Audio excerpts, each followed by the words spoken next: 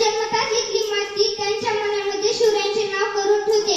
शिवछत्रपती हे नाव भारतातच नव्हे तर संपूर्ण जगाच्या कानाकोपऱ्यात पसरलेले आहे. कोण होते हे शिवाजी? असे कोणते काम त्यांनी केले होते की 350 वर्षे उलटून त्यांच्या नावाचा जय जयकार सगळीकडे होतो? इथल्या लोकांना तर सोडूनच, पण इथल्या दऱ्याखोरांना विचारले की छत्रपती शिवाजी महाराज कोण होते, तर ते सांगतील रुद्रांचा अवतार वाघाचा ठसा होता, रुद्रांचा अवतार वाघाचा ठसा होता. विचारत्या सह्याद्रीला आणि विचारत्या सागरी लहरींना माझा शुभा कसा होता, माझा शुभा कसा होता.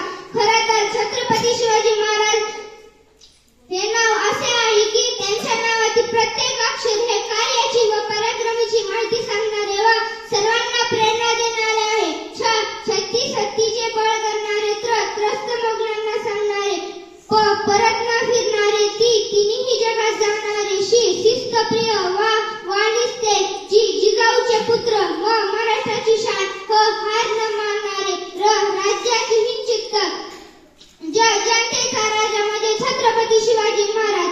शिवराज्य जमातीच्या संस्काराने हळूहळू वाढ होऊ लागली. जिजाऊंनी शिवरायांना लहानपणापासून सत्यासाठी आणि न्यायासाठी लढायचे शिकवले. जर कोणी चुकत असेल तर त्याला सत्याची वाट दाखवा, जर कोणी चुकत असेल तर त्याला सत्याची वाट दाखवा, आणि जर कोणी नडत असेल तर त्याला मराठीची जात दाखवा, आणि जर कोणी नडत असेल तर त्याला मराठीची जात दाखवा. अशी शिकवण जिजाऊंकडून शिवरायांना मिळत गेली. भाबड्या जनतेला गुलामगिरीतून मुक्त करण्याचा दृष्टिकोन त्यांनी शिवरायांसमोर ठेवला. म्हणूनच म्हणावेसे वाटते, थोर तुमचे कर्म जिजाऊ, कान कधी न फिटणारे, चंद्र सूर्य असेपर्यंत नाव तुमचे नाव न फिटून अशा या वीर मातेने घडविला. कसा असेल तो पुत्र, कसे असतील ते राजे, कसे असेल ते राज्य, आणि कसे असतील छत्रपती. अहो, एक विचार आहे. शिवछत्रपती म्हणजे मावळ्यांचा मेळ, शिवछत्रपती म्हणजे मनगटातील बळ, शिवछत्रपती म्हणजे तलवारीचा धार, शिवछत्रपती म्हणजे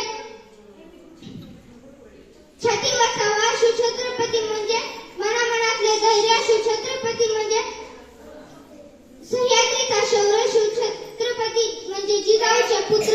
पण विचार कधीही नष्ट होत नाही, अशा या विचाराने घडविण्याचे काम केले.